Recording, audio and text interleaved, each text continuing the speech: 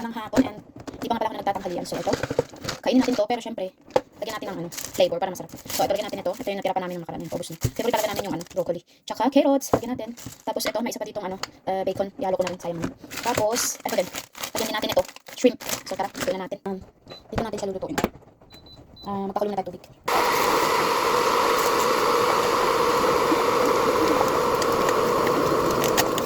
So, ito siya. Niluluto ko siya dito. Pinalitan ko nga pala yung kaldero kasi medyo madami. Let's go! Lutuin na natin to. So, kahit hindi pa yung kumukulo, lagay ko na to. Yan. Kakain, may mga alaman pa siya dito. Lagay ko na rin. Natin to dito. Yan. Tapos, syempre, ito dito na lang. Hindi na natin sisirain kasi lalagyan natin siya ulit. Ito ang flavor niya, oh.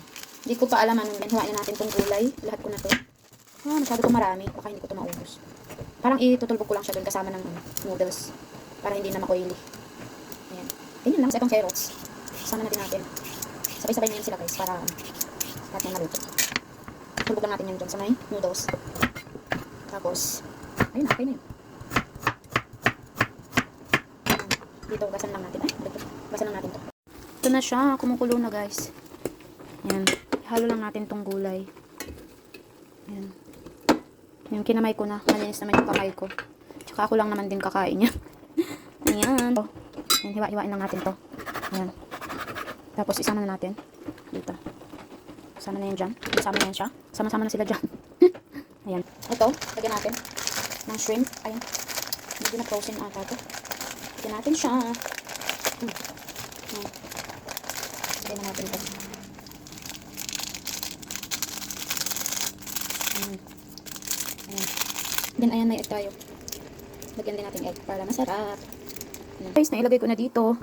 Tara, kainin na natin. Nilagyan ko siya ng cheese. Ayan. Tara na.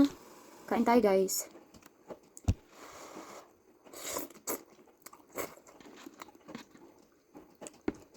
Yung gulay.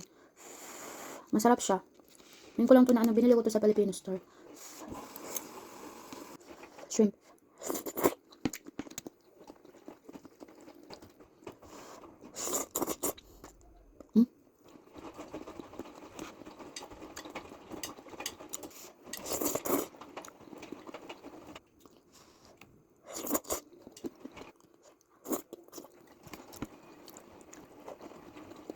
Bye guys.